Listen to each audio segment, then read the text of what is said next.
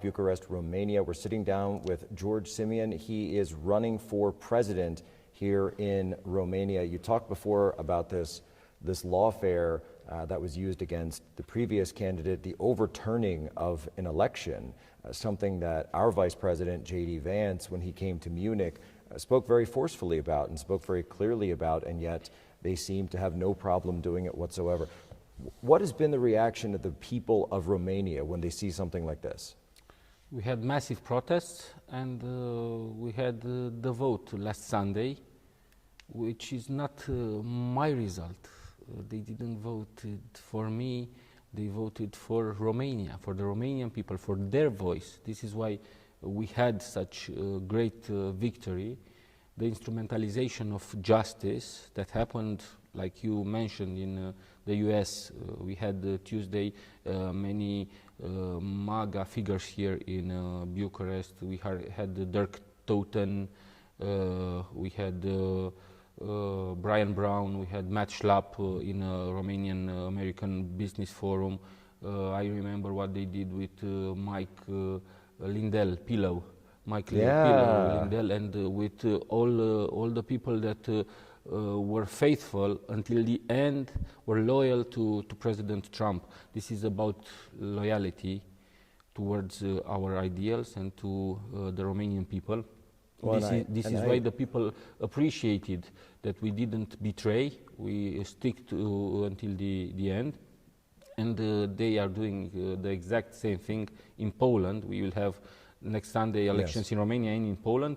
Instrumentalization of justice is a big problem. Donald Tusk is doing this there against our friends from Law and Justice, the Conservative Party there, and they are trying to stop Karol Nawrocki, my good friend, of winning. But I tell you what, Jack, if the elections will be free and fair, in Romania and Poland we will have two transatlantic presidents, two MAGA presidents on the eastern flank of NATO. And these are the victories that will change and will flip all the governments in the European Union.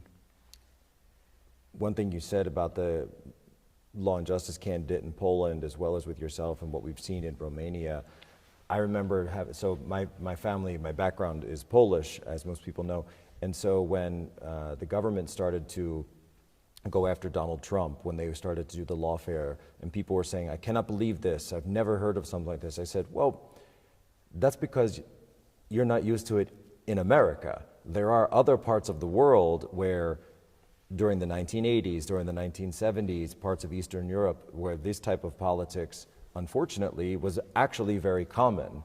And my wife, who was born in the Soviet Union and came to US, she got out for freedom. She said, I have seen this movie so many times where someone gets powerful, but they don't like him, and they bust his door in the middle of the night. Suddenly there's a corruption charge, and you never hear from him again. Why are we seeing this happen again? They are losing the power. They painted themselves as Democrats, but they are authoritarian. They are bloody dictators. They are just like Lukashenko in Belarus and Chavez in Venezuela. They are Iranian authoritarian regime. They have some ayatollahs here in Romania who say, you can run, you cannot run. This is not a democracy. So we have met the so-called Soviet heaven. It is hell. We don't want to go back to it. We will stand up for our freedom, for our rights.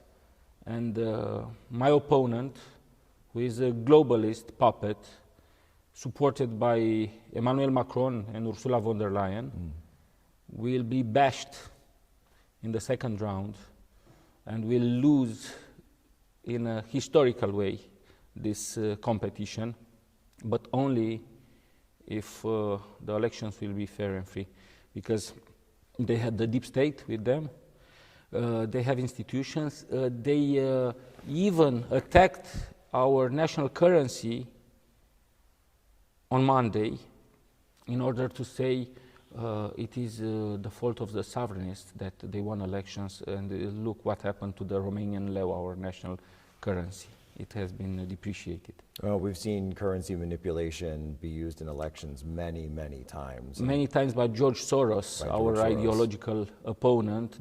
He did this in many countries, including the United Kingdom. Yes. And they tried this through JP Morgan in Romania this Monday. I hadn't heard that, but it doesn't surprise me because it is a very common tactic that you'll see them use, especially in countries where the economy is tied together, like in the EU, where they have that direct influence. Just a few minutes until the break. Do you have any worry that what happened to the previous election, let's say you do win, do you have any worry that the courts might come in and do it again?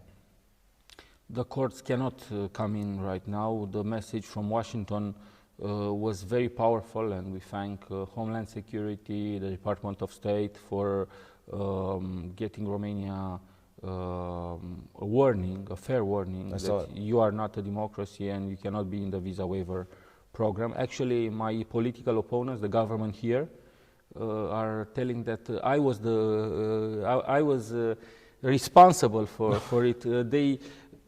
You've been very busy.